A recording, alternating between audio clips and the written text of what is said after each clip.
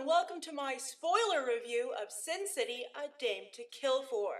Sometimes I say, hey, this video is for people who've seen the movie, aren't going to see the movie, or don't mind spoilers. And I have to say, in this instance, if you have any intention of seeing this movie, I would wait to watch this episode until after you have. Because there's so little story in Sin City, A Dame to Kill For, I don't think that you'd want to have what little there is spoiled for you. But today we're going to discuss in depth the film, as much as you can for a film that doesn't have that much depth, but it has some really interesting performances, some interesting risks taken in terms of, cinematic artistry. So that's going to be a little bit of the viewpoint today for how we discuss this film. And once again, going to go by characters. So if you've turned off annotations, you might want to turn them back on so that you can see the table of contents here to skip around as you see fit. Now let's start out with Sin City's #1 citizen, Marv, of course played by Mickey Rourke. In the trailer, my trailer reviews, I had said the special effects looked quite bad here, especially Mickey Rourke's Marv head, which really looks like it was cut out of like a foam finger from a sports event. But I think things really must have not been rendered properly in time for the trailers to be cut, because here, it worked. And Mickey Rourke really does a great job with this role, and I really do think that he's not only the #1 citizen of Sin City, but its heart. Its broken, beaten up, bloody heart.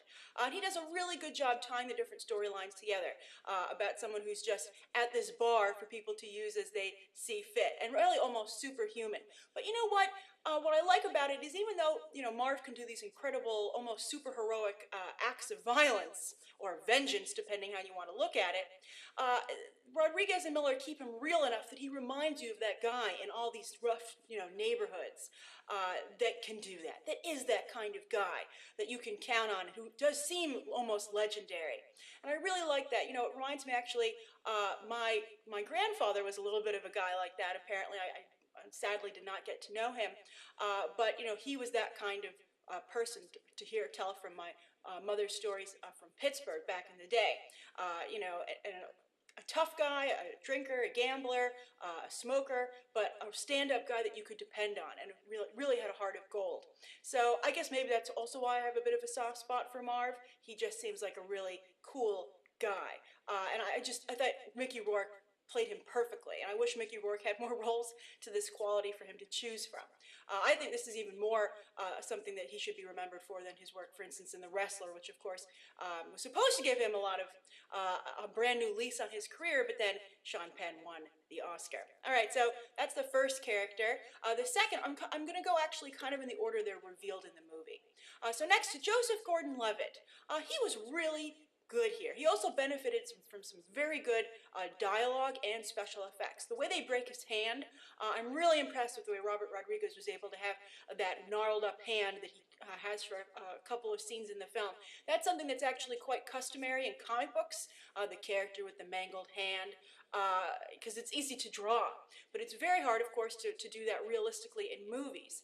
And no one's really worked on it too much today, even with special effects. We saw some of that actually in Looper, when they were cutting the body up through time. That was pretty, I think, iconic and fascinating. But still, I think that here it was great because so much of this movie reminded me of a comic. And I think as a comic book reader, I also have a special appreciation for it that non-comic book readers might not have. But Joseph Gordon-Levitt did a really good job, and also his storyline takes quite a break for a while they deal with Josh Brolin's. So I think that it was good they had Joseph Gordon-Levitt in the role, because he was strong enough for you to be like, oh yeah, I do care about what's going on here. I'm glad we're going back to this. Also, I was happy to see that I didn't see it coming, the twist that was his father, Rourke. Because, recently I saw Bad Words, and like as soon as I saw, I forget the actor's name, but the guy who runs the spelling bee, I was like, Jason Bateman's dad. That's why he's doing this. I knew it immediately upon seeing it. But here they do a very good job of, I was like, what? I didn't see that. He looks nothing like you. I don't see any family resemblance, Rourke. But I just thought the whole way the card game was played, the way that police officer warned him about, or police commissioner warned him about protecting himself, the way he dealt with Marcy, who I'll talk about a little bit later, actually. no, I'm talking about her next. Sorry, I'm trying to look at my notes here. I thought Marcy also did. Marcy, Julia Garner should get credit for doing quite a nice job in helping out these scenes. But first, we're talking about Joseph Gordon-Levitt. So he just did a really nice job. And I also like the fact they had the guts to kill his character off. I thought that was fantastic. Sin City is a place where you don't always get out alive. And I think it was important when it wasn't really being underscored with other characters that it was underscored here with him. Very nice work. Joseph Gordon-Levitt continues to be, I think, a really strong actor. Now, Julia Garner, as I said, played Marcy. I actually got the chance to interview her about a year ago for an indie film that she did. And, she didn't make quite an impression, I'm sorry to say, in person, but she did a very nice job here playing this kind of like ditzy, almost Harley Quinn-like type character. She was a very good match, in terms of age and physical match with Joseph Gordon-Levitt. She looked like a dame he could handle, although unfortunately it turned out not to be the case. And, I think it's to her credit that her death actually really bothered me. And I talk a little bit about the misogyny in the movie in my non-spoiler review, and her character is where I felt it the most. Because she really made me care about her very quickly, and she seemed so nice and a little on the ball, but not too on the ball, unfortunately. And then, when her character was so viciously killed, and we don't see it, but it's obviously alluded to quite effectively. Joseph Gordon-Levitt's character has a line, well, we'll feel sorry later on. And you're like, wow, poor Marcy. All she did was go up to a guy in a bar, and look what happened to her. And she just thought maybe she got a little bit of a bit of luck, and it turned out to be, I guess she wasn't Lady Luck after all. But she did a very nice job, and I thought the way she was, using her fully in color was great, because I think it showed her innocence and her naivete. And I just really thought the two of them did a very strong job here with with this storyline. Now, of course, Rourke, Powers Booth, this is, he's practically playing himself. This is the role that he's made a specialty of his in Hollywood, and he plays it obviously very well here.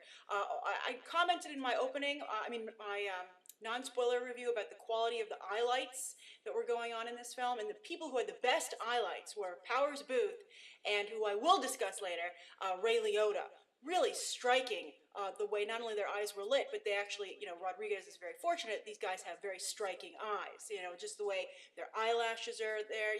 It's funny to talk about Powers Booth and Ray Liotta's eyelashes, but you'll know what I'm talking about when you see the movie. But Powers Booth, he's usually a TV actor, and I felt he might be a little too TV here. I thought he rose to the occasion. He had some really horribly delicious evil things to say, and he did a good job saying them in a deliciously evil manner.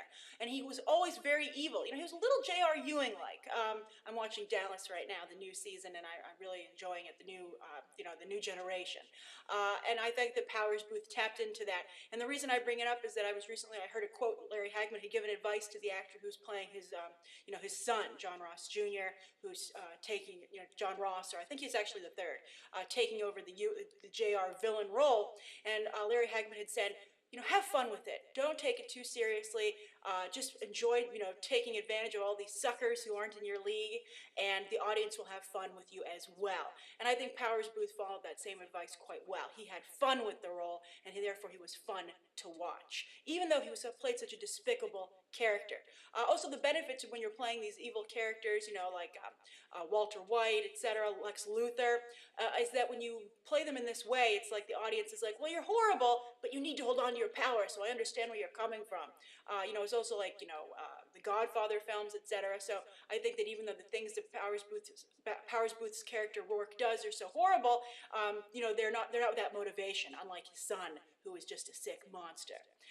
So that's Powers Booth. Then, okay, Ray Liotta now, we're going in order. Ray Liotta and Juno Temple have just one scene, but they both did, again, such a great job. The female characters in this movie, the actresses do a solid job. Unfortunately, you'll notice they can't get the same caliber of actress as they do actor. And I think that's because the roles for the women aren't fleshed out in terms of character development. They're just fleshed out in terms of the amount of skin shown. And some very frank sex scenes. And so, Juno Temple, so they're getting actresses here who want the work, but, they're not quite at the same level as their male counterparts in terms of acting ability, which I guess kind of works because they're not supposed to be at the same level in terms of intellect either. But still, Juno Temple had a great line where when, Josh Brolin, jumps in to save her, and she's like, kill him, because Ray Liotta was going to kill her, and she's just so vicious and desperate about it, and just turns on Ray Liotta on a dime because, for survival. And I thought that was great. And as a damsel in distress, she still had instructions, and I thought that was very Sin City. So I thought that she was good. And Ray Liotta, at first I was like, oh, Ray Liotta, this is so pathetic. You look horrible in this scene. But as he got angrier and angrier and his character was getting more and more upset, and the way that Rodriguez lit the scene with the eye line again, it was just really captivating. And I thought Ray Liotta did so much with so little. So I was very impressed with that. So Josh Brolin, he's introduced, spying on them. He comes in and he saves the day. And they play him up as a stand-up guy, who's being taken advantage of by his ex-girlfriend, Ava Lord, played by Eva Green. And Josh Brolin, he's fine. I mean, he's not bad, but I think he was the least impressive out of the group because he just was Josh Brolin. I mean, this is a role we've seen Josh Brolin play so many times at this point. I wonder if Thanos is just going to come across the exact same way. He's not a particularly expressive actor. He's not a particularly charismatic actor. But, Dwight's not supposed to be any of those things either. So he doesn't hurt the role. He just doesn't make it anything in particular special. But considering the crazy characters he has to play off of, Marv, Ava, Manute, which we'll get to, it's not, I think it's good to have him be a little stiff, a little undefined, because there's already enough personality going on here anyway. Also, who else knew it was immediately him as soon as he stepped off the train? I mean, that was a good makeup job with the fake nose and the hair parted in the middle. He went to Harrison Ford's hairstylist, I guess. If you watch my videos regularly, you'll notice that I talked about Harrison Ford's ridiculous middle part in The Expendables 3 the other day. But anyway, I was immediately, as soon as he got off the train, I was like, that's Josh Brolin. So I'm not surprised that Manute was like, nice try. Josh Brolin, you messed your face up for no reason whatsoever. But anyway, Brolin did a serviceable job in the film, but he wasn't anything to write home about. Which I think was Ava's complaint probably in the first place. Eva Green, the dame to kill for. As I said, quite a bit of nudity, as I pointed out in my non-spoiler review, but we know from previous films that Eva Green has no problem with nudity. And I think one of the reasons she's getting so much work recently is because she's the only actress, I think, of her mainstream caliber that she's somewhat known to the mainstream. She's not like Sasha Grey hiring a porn actress so she's a legitimate actress who's willing to do an incredible amount of nudity and simulated sex scenes. So Rodriguez is like, she's willing to do it, let's go to town. Although somewhere I'm sure Rose McGowan is like, what the hell, man? I would do that, but I guess it's too awkward because she did it in real life with Rodriguez. But Green, to her credit, she's very good at playing a villain. I still think she'd be a great Wonder Woman. And if her top fell down because there are no straps on it, she'd be fine. She'd just keep fighting. So I think Eva Green is a very talented actress. I really liked her a lot in 300: Rise of an Empire, and she excels here in another Frank Miller project here with Sin City: A Dame to Kill For. Really good use of color with her green eyes for greed. I thought that was excellent. And she does a lot with the role. Also, there's quite a bit of humor, not just, unintentionally from her gratuitous nudity, but the way she plays manipulating these guys, and that she's so aware she's manipulating them, and it's so easy. She really plays it for laughs, and I think she does a great job with it. So Eva Green, despite her being, a big thing of objectification in the movie, even as a female moviegoer, you can't help but like her character because she's almost winking at the other women in the audience, being like, see, it's so easy to manipulate these guys. And I have to say, it was ridiculously easy to manipulate guys in Sin City. It's like they'd never seen a film noir film and had no idea that this stuff was, pretty obvious and so easy to spot if you were aware of it. So let's move on to actually some of the guys she manipulated. Dennis Haysbert as Manute. I have to say, out of everyone in this film, he was the only one that I felt was miscast. I just couldn't believe that Dennis Haysbert would hurt anybody. Even when he was punching people through walls, and Eva Green came up with that ridiculous story about how he'd sexually tortured her, I was like, that guy, I don't believe it. He's a sweetheart. Nice try. I mean, Josh Brolin apparently was not familiar with Dennis Haysbert, but so I think but it wasn't just what Dennis Haysbert brought to the role in terms of his past performances and his relationship with us as an actor, actor to audience, but he just looks too nice. I think he was just not a good choice for the role. I wonder if he really is that tall. He was so much taller than everybody else. He must have been standing on something. But I just think there are a lot of other actors who would have done more with the role and would have been a better fit. And so Manute never really came off the page to me. He never became real because I just didn't buy Dennis Haysbert in the role. Then Rosario Dawson as Gail, Jamie Chung as Miho, and the rest of the girls in Sin City. I think this is kind of like, Rodriguez's and Miller's female empowerment aspect of the film, kind of almost like look at me with my names this morning, Zack Snyder in Sucker Punch. It's almost the exact same thing, where they're like, sure, they're dressed like hookers, but they're kicking ass, so therefore they're awesome, and you can feel great about them, and everyone's like, that's not female empowerment, you guys, that's male fantasy. And they're like, but aren't they both? And you're like, not really. Especially because Gail's character, Rosario Dawson, was like, I don't care that Josh Brolin doesn't love me. I love him forever, and I will risk my life and the lives of my team and the people who do care about me to save some guy who's actually more in love with some other woman and always will be. I was like, what? I don't know why her team didn't quit right there. Although I have to say, when I was watching her team take down the Lord Estate Guards, it really reminded me a lot of the current all-female X-Men title. I was like, oh, there's Storm, and I do think Rosario Dawson would make a great Storm, and Jamie Chung is Psylocke. This is awesome. I think maybe because I just read the comic the other day, the latest issue, but that's what it reminded me of. Jamie Chung was very good, and Rosario Dawson, they were very good in their roles. They were just kind of silly roles. Then I have to say, Jessica Alba as Nancy. I know she's a Rodriguez favorite, and I think he gave her this he gave her this role. I mean, she does seem like the girl next door stripper. And by the way, her strip show was the most depressing strip show ever, and I can't believe anybody still wanted to watch it. And they were like, no one at the bar who worked there in management was like, what the heck is wrong with you? Guys come here to forget. At the end, at least, Marv was like, this is depressing, okay? But, the rest of the time, it wasn't that much better either. I don't know finally why at the end he was like, now I see it, she's sad. But I think that Jessica Alba, I commend her for having such a nice role and working so hard to tackle it. But at the end of the day, I think her acting ability just wasn't there. And again, it's another situation where the roles here aren't good enough to justify stronger actresses coming on board to take them on. So this is the best that Rodriguez and Miller can get. And so Jessica Alba is serviceable, but not serviceable the way Josh Brolin is. She's serviceable in the way you're like, well, who else is really going to play this role, right? It's the best that he can hope for. Not that she doesn't really bring anything to it, but does a good job. And also, I was kind of disappointed that at the end of the day, she still needed help. I mean, I would have liked to have seen one female member or one female character in all of Sin City have her own storyline where she got things done on her own and it didn't revolve around a guy. I mean, I guess to be fair, a lot of the male storylines revolved around a dame, so it was kind of like quid pro quo. But at the same time, the guys were able to get things done largely on their own. But, no woman, I mean, it would have been great if she just, at the end of the day, toughened up and shot Rourke. And she didn't need Harrigan to help her. But I guess, that's not who Nancy was, and I think she would lose her Nanciness, her kind soul. That is why all these guys fell in love with her. You can cut up her face, and you can cut off her hair.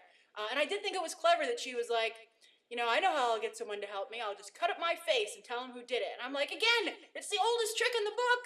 You guys in Sin City are super dumb. I'd be like, give me a witness who said that this happened. Who else? I don't believe it. Rourke's never really even talked to you before. So I don't know. We'll see. But I thought, interesting role, and Jessica Alba was the best they could get to play it. Finally, there are some cameos here that I thought were quite good. Then we'll talk about the talent behind the film. I have to say, Lady Gaga, Robert Rodriguez did her a real favor here because he wrote her the perfect role. Casting her as a waitress in a diner, who says Joseph Gordon-Levitt reminds her of an old boyfriend and she gives him $1. It was a perfect role for her. The way that she was made up was perfect for Lady Gaga. The lines were perfect for her.